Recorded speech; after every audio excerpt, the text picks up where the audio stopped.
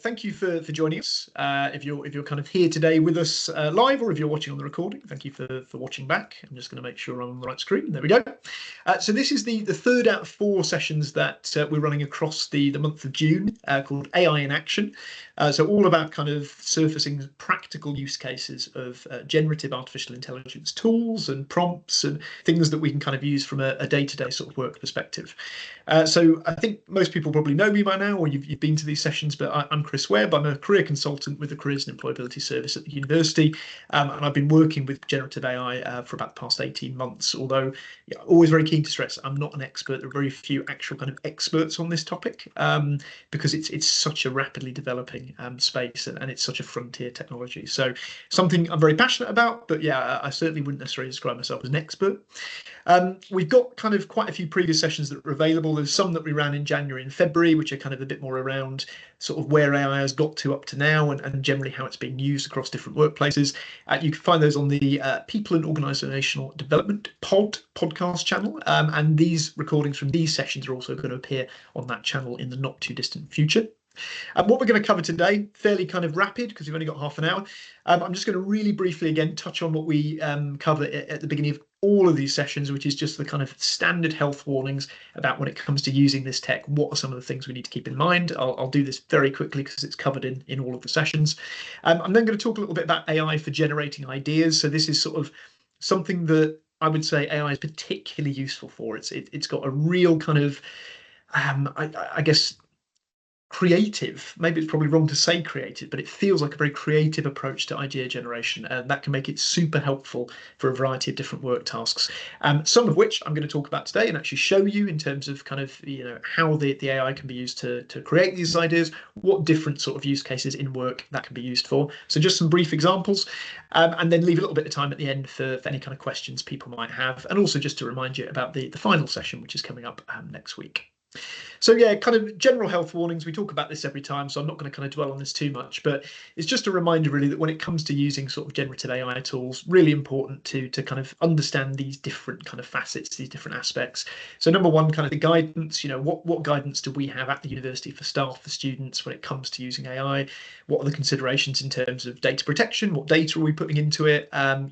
What's the considerations in terms of how we're using the outputs, so the content that might be created by AI. So last week, for example, in the creating content session, we were talking about some of the guidance that the marketing and comms AI group are working on at the moment in terms of thinking about, okay, how do we use content generated by AI? Where might we use that internally, externally? What might be the restrictions or the limitations or the guardrails we put in place when we're thinking about doing that? Obviously, also really important to understand the general limitations of this technology. As mentioned a couple of minutes ago, it's frontier technology. OpenAI talk about this being the worst it's ever going to be. It's only going to get better. So at the moment, the technology still kind of puts out some inaccurate information, which they kind of call hallucinations. Sometimes it will kind of provide not deliberate, but misinformation based on the data it's been trained on. And of course, unless you have the domain knowledge to check that and fact check it, you could be using something that actually is completely bogus and you don't even know it. Obviously, the data that a lot of AI tools are trained on is, well, all of it is data that comes from us as humans. We're fallible, we're biased. And so a lot of the data that gets trained on and that then produces output on AI is biased itself. And so we typically see this more commonly with things like image generation software that kind of produces images that maybe have very stereotypical sort of portrayal of certain people from certain cultures or certain backgrounds, and that's something that obviously is a real kind of concern. Also within sort of image generation, we have stuff like kind of copyright. Copyright is a really murky area at the moment with AI. So obviously these AI tools are being trained on lots and lots of data that's out there. That includes kind of copyrighted works from authors, from musicians, from artists. But of course, those same authors, musicians, and artists at the moment aren't getting any money if AI creates an image that is drawing on or inspired by some of their work. So it's a really thorny area at the moment. And data privacy as well. So as I say, it's an interesting one with data privacy because lots of people have been giving away their data for years and years to social media companies and Google and all sorts of providers. But with AI, although they have data policies, there's sometimes still not a complete clarity about if you're using information in a training model, where does it go? Could it be accessed by someone else using that AI system? There's still some areas where it's a very, very grey sort of picture, and people are kind of really unsure about putting personal data into AI systems, very understandably. Also really important to kind of understand what's available, what's out there in terms of tools. So we've kind of shared this previously, but this is our sort of generative AI work tools guide. So it's got lists of different free tools, different paid tools that you can use for different use cases, like generating ideas, creating content, writing, editing. And again, I guess the caveat here is that these tools are changing all the time. So within a few weeks, this will probably be out of date, but it gives you at least a bit of a baseline of things to potentially have a look at. And worth noting, like we did last week, that more tools are becoming available all the time. So the latest model of ChatGPT, GPT 4.0, which is what I'll be showing you, and I've shown in some of the other sessions, that is now available for all users to use for free. Obviously, if you're on a free account, you get slightly fewer uses of it per month, but it does mean that now those kind of latest models are available, including access to things like custom GPTs, which are chatbots created by people for specific uses. And I'm going to show you a few of those today as well. We're also seeing kind of lots of new tools related to specific purposes drop all the time. So Luma is a new one if you've not come across it. Video generation, free to use. You simply put in a prompt. Mine was two otters playing tennis on the moon, and it creates you that sort of short video clip based on the prompt that you've created. So, this is very developmental. It's not perfect, but it kind of gives you a sense of where some of the technology is going. And then finally, really important for us to kind of understand what is the role of AI in our specific context. Can we see it as being something that's a bit of an assistant for us? It maybe kind of takes on some of the perhaps idea generation or content creation or editing, but actually we use it sparingly. Is it a bit of a fixer? So, actually we kind of cover most of what we need to do in terms of the tasks for our job by ourselves, but sometimes we might call on AI, just like we might call on Google or other kind of forms of technology. Or is it going to maybe have a slightly deeper relationship with us in the sense that, we might use it to augment what we do on a day-to-day basis, and actually a large proportion of the tasks that we do at work might involve AI. So hopefully these sessions are kind of getting you to start to think about that sort of stuff as well. So today's topic is really around kind of AI for generating ideas. And like I said, this is, in my view, one of the major positive use cases for AI. It's really, really good at coming up with different ideas, different strategies, different approaches that you can then select between.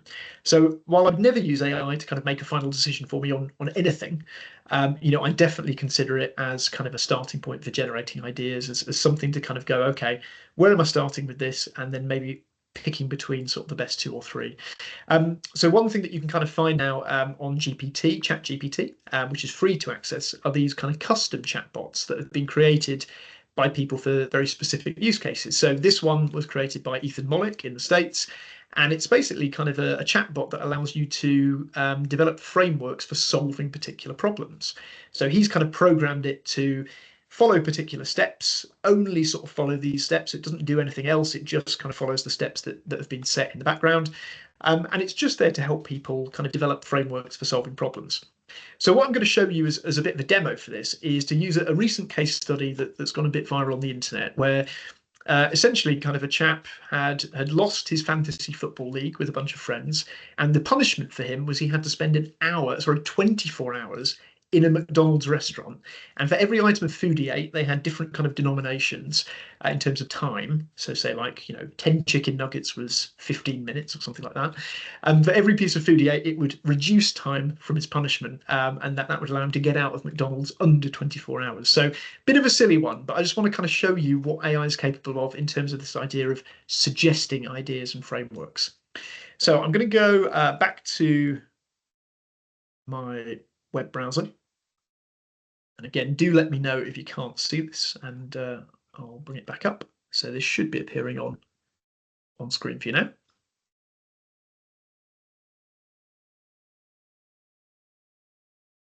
There we go. So hopefully what you can see is the Framework Finder tool on my screen. So this is the kind of custom chatbot that I was talking about. And where you can sort of find that is when you go on to ChatGPT, there's a little section called Explore GPTs that you can now access even on the free version.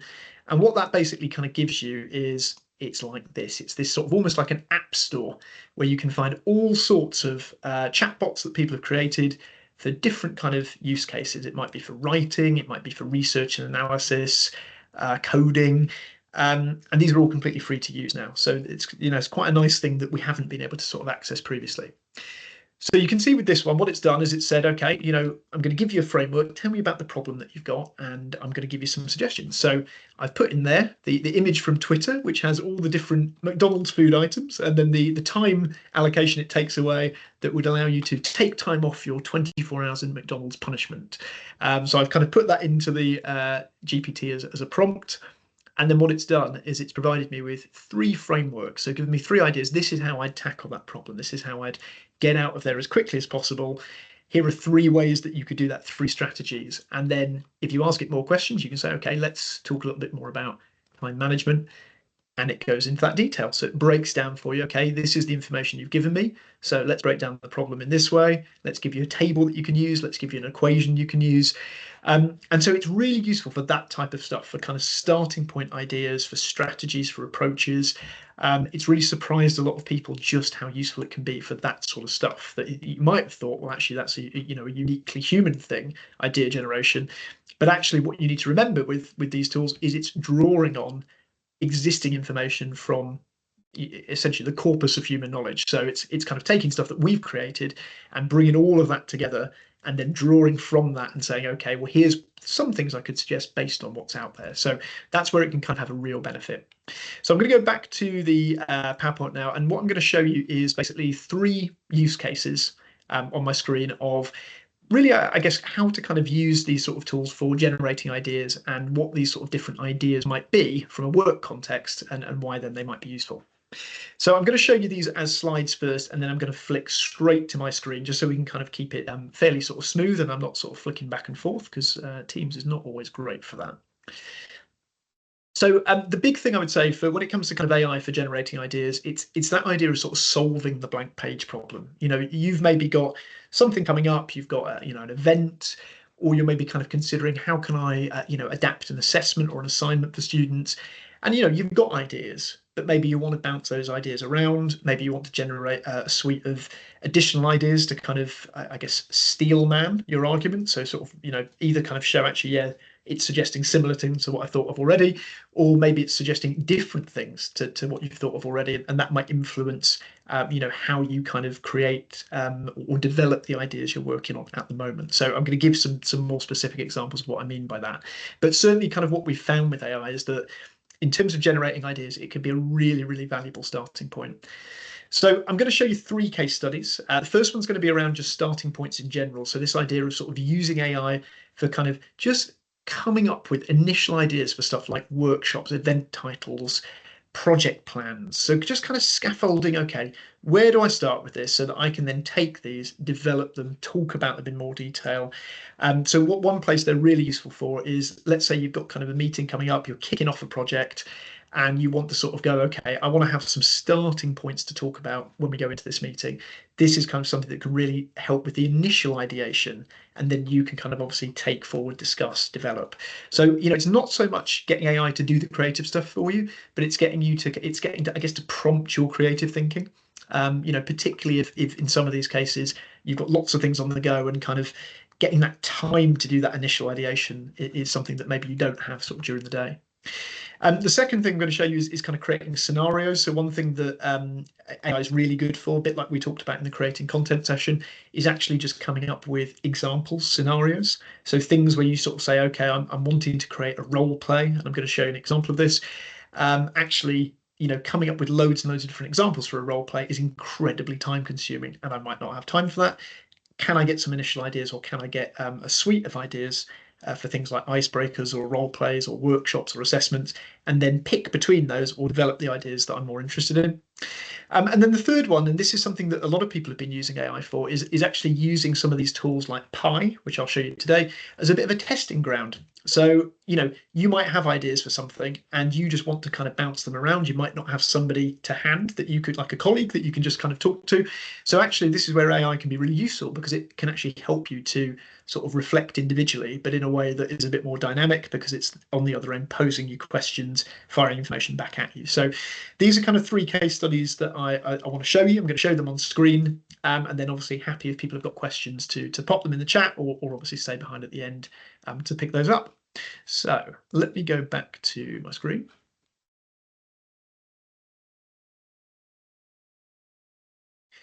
And we should be back on, the Chrome browser now. So first one I'm going to show you here is just that example, as I say, of kind of starting points for ideas.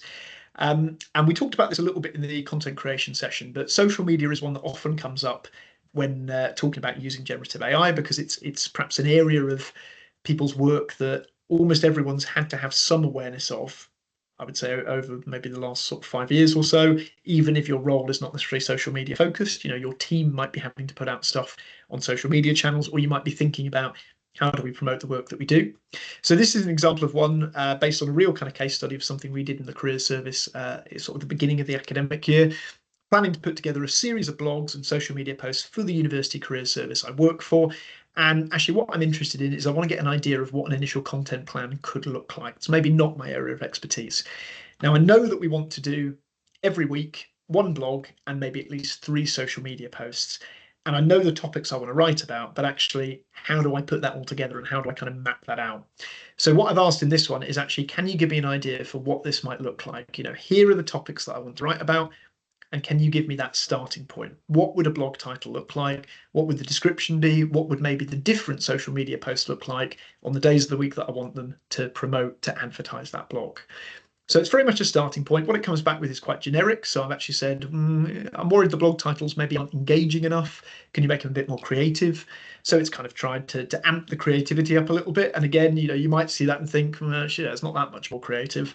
And of course, that's exactly why it's only ever a limited tool. It's not going to kind of do all of this work for you. It's only as good as the prompting, the level of detail that you're kind of putting into it. But what it has given me there is a really sort of simple content plan that I can copy and paste. I've got the table now. I can say, what do we think about this team? Take it further. How do we want to fill it in? So it's just given that starting point for generating an idea that maybe might have taken me a little bit longer to kind of put together more generally. There's other, really good examples of this as well. So this is kind of one around sort of assignments that I've sort of borrowed from Ethan Mollick. He's done quite a lot of this sort of stuff in the US. And this one's sort of based around, okay, I'm maybe reviewing the assignments I produce for students on my particular course. I've just picked one at random. To ensure that they're updated to reflect students being able to use generative AI. So maybe, I'm starting to consider, actually, where does generative AI fit within my assessments? How do I maybe recognize that, acknowledge that? Are there different things that I haven't thought of already? So I'm going to give you an example of an assignment that I'm working on, and I want you to kind of generate for me some ideas of where could I put AI, or where could I embed AI, or acknowledgement of AI into those assignments. So I've come up with a very, very basic one. So, no judgment here, please. Very, very limited. So this idea of maybe a consultancy report for a local business with a SWOT analysis, breakdown of market trends and recommendations for the future.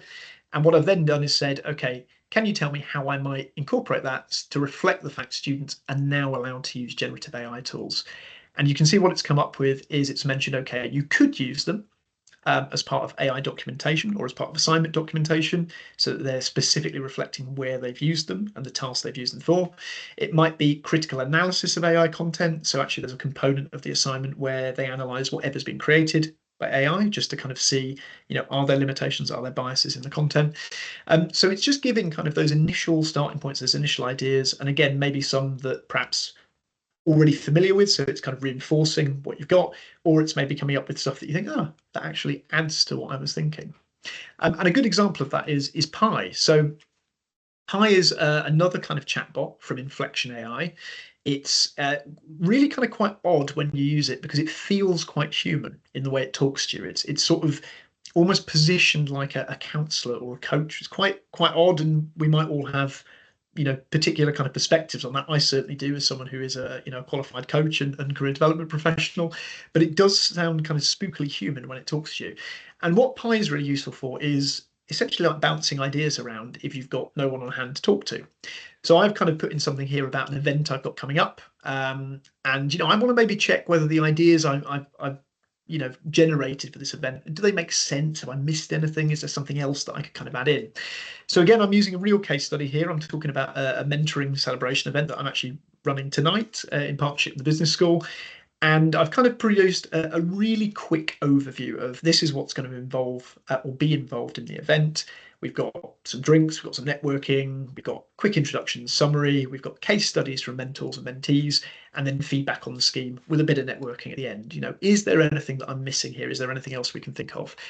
And it's kind of come back and it's given some fairly sort of generic stuff. Okay, an icebreaker, okay, photo booth or designated area. And then it's given one that's actually quite interesting that so far we hadn't thought about. So a gratitude wall or board. Well, the event is all in person. We've got access to something like that. Let's find out a little bit more. So I asked about things like the gratitude wall. And it said, okay, well, what you could do is maybe set up a board, colourful sticky notes, use it as something to both promote the scheme and as a way to capture feedback. And so, it's not necessarily that human beings won't come up with these type of ideas, but sometimes it's just when you're busy, when you're planning things, are there additional ideas you haven't thought of or things that you might want to filter in? If you're running a project, pretty much solo, you might not always have fellow kind of colleagues in the group to kind of bounce ideas off, or you might not always be able to book meetings in. So this is something which I've kind of personally found quite useful just as a way to bounce ideas around. It doesn't replace, certainly doesn't replace my colleagues in terms of, their sort of valued input, because they understand the context much better than AI does. But what AI can do is give you that initial springboard for ideas that you might not have seen before. Another example we were talking about was this idea of kind of creating scenarios and examples. And again, AI is really, really good for that. Just kind of saying, actually, can you give me 3 scenarios related to this or 3 examples related to this? It's so quick at kind of generating stuff. And I think we talked in a previous session about things like, say, practice interview questions. Brilliant. Can generate 15 to 20 of those in 30 seconds, so much quicker. And then we as kind of expert professionals can filter between those. This is one that we've kind of been working on at the moment. So around the graduate attributes. So the Huddersfield graduate attributes. And I've been kind of playing around with this idea of creating almost like a role play bot that allows sort of students to reflect on graduate attributes. So think about, what are the graduate attributes that I have based on what the university have? Which ones have I kind of maybe generated through my academic studies, through extracurricular activity, those sorts of things. And by kind of putting in some specific prompts and specific information, what you can end up getting is actually a bit of a tool that allows somebody to kind of talk back and forth in a fairly limited way to sort of reflect on things like maybe skills. It kind of will ask questions, it will get people to reflect, it will come up with examples. And again, these might not necessarily be the best examples, and they're certainly not a substitute for that person having an individual chat with an academic tutor or a career consultant. But what they can do is provide a bit of a baseline or a starting point that allows somebody to have essentially something to talk about when they do go into then a further meeting that might be around their skills or might be about a careers appointment where they're wanting to enhance their applications. This is something that gives them that scaffolding and starting point to begin with. So there are some really, really good examples of AI tools, GPTs, where you can kind of generate ideas. But these are also things that you can kind of just do yourself. If you know the type of thing that you're trying to create, if you're wanting, for example, to generate 50 different kind of headlines for a workshop or 50 taglines for a workshop, or if you're wanting to generate 3 different ways to run a particular type of event, it can give you those kind of really quick starting points, which I think is one of the best use cases for generating ideas. The final thing I want to kind of come back to is, again, this sort of idea of GPTs, so chatbots, because this is sort of a new area that a lot of people maybe won't have used before, but it's super, super helpful when it comes to generating ideas, more generally. So you can access all of these now via the ChatGPT site. They're all free to access. Like I said, they come with lots of different sort of flavors. Some of them are about productivity, so working on PowerPoints, generating images. Some of them are about undertaking research, so Scholar GPT is quite a popular one. And obviously with all of these, there's the usual caveats that I would never kind of take all of these as kind of read, that the information you get from them is 100% accurate. But the idea is that they are providing very specific solutions for very specific problems and as a starting point for kind of generating ideas. So it's not just ChatGPT where you can use these. You also have things like Poe. So Poe is another free site where you can kind of create chatbots for very specific things. And I just want to show you, yeah, a couple of examples, I guess, of ones that exist, just so you can sort of see what they look like. So this first one we'll come to is one that's kind of been created from so again, the chap I mentioned earlier, Ethan Mollick, they use this on their MBA courses at Wharton in the US. And essentially, they've kind of programmed something that just helps people practice negotiating skills. So all it kind of really does is it's programmed to ask questions, take the responses, and kind of give initial feedback as a way to get people thinking and reflecting. It's not there to kind of necessarily do the entire process, and it's certainly not there to kind of take anything away from the experts who would be delivering this, but it's more there just to provide that starting point that someone can then bring back to a classroom or to kind of a role play situation. So that's kind of one example, again, which I've shared on the slides. And another one that we've sort of created sort of within the career service, or kind of I've created individually, is this one that's kind of based on interview preparation, but very specifically linked to the information on our website, on the career service website, and the types of questions that we see come up commonly when we have practice interview sessions with students. So this is kind of the way that a lot of the sort of the generative AI tools are going, is people sort of really putting time into creating quite specific use cases and then being able to share those as a way to help other people either generate ideas or examples, or as a kind of way to sort of build a baseline of knowledge that they can then bring to, you know, an appointment, a conversation with an individual professional when they actually get there, enhancing the quality of what they can actually talk about once they get to that stage where they're face to face with somebody. So just to give you an example of this one, you'll see here I've kind of plugged in some information from our website, but I've asked it to be very reflective. So it's not just going to give information, it's going to ask questions. So it's going to say, okay, do you want general information or do you have a specific interview you're preparing for? So actually for me, it might be general information. And then it starts to give me a little bit of information and prompt kind of further thinking. So it's going to give me some example questions, and then it's going to ask me, what do I want to do with that? How do I want to take that learning further? So that's just something I wanted to kind of share at the end around sort of chatbots, because this is sort of an area I think now that they're freely accessible from ChatGPT, it's really worth being aware that they exist, that you can kind of find different ones that do different things. And some of them are absolutely excellent for that idea of generating ideas, starting points, whether that's kind of creating social media posts, whether it's ideas for events or for icebreakers or for tasks or for activities, whether it's kind of creating a solid agenda for a meeting, whether it's even thinking about maybe kind of a 9-month strategy for, we're working on this project, what would be the best way to deliver this to make sure that we're allocating this much time per staff member. So it's just there for starting points for ideas. It's not necessarily there to take away the ideation or thinking, but certainly as kind of like a starting point for thinking, it can be super, super valuable. So I'm just going to finally go back to the slides. I know we're due to finish in a second, and I'm just going to very quickly move to our last sort of set of slides, and then I will stay behind if anyone's got any kind of final questions. So as I say, the case studies are on there. Again, I've included kind of the links to the prompts on the PowerPoint as well, if you want to have a look at those in your own time. Key things to kind of look out for, as I mentioned, keep an eye on stuff like custom GPTs, chatbots. We're seeing a lot more of these come up. On the GPT store, it's very much like an app store, so it's really worth having a browse and seeing if there's stuff there that can kind of help. There's things that can kind of help with generating social media content. There's stuff just generally around, I guess, editing, enhancing writing, which is more on the content creation side. But there's also sort of stuff that's just built around really random test cases, like the one that I showed you earlier for the framework finder, just coming up with different approaches for solving problems. So I won't come to any questions before we finish, but I just really kind of want to end as we do with every session saying, or kind of prompting, which aspects of your work do you feel after being in the session maybe generative AI could support with? Are there any use cases we've talked about today that you think, okay, that might be more relevant to my work? And really just to, I guess, encourage you to sort of think further on how might you experiment with some of the things we talked about today moving forward. We have one session left as part of this series that's taking place next Wednesday at the usual time of 12 o'clock, so not 12:30. Next ones will be at 12 o'clock next week. That's going to be around kind of productivity hacks, so things to really kind of save time in terms of sort of day-to-day work tasks. And we're also going to have one of our graduates, Tom Davenport, who's going to be talking about how he's particularly been using AI for this sort of purpose. So it's going to be quite a jam-packed one. We'll try and sort of fit it all into half an hour as we do normally.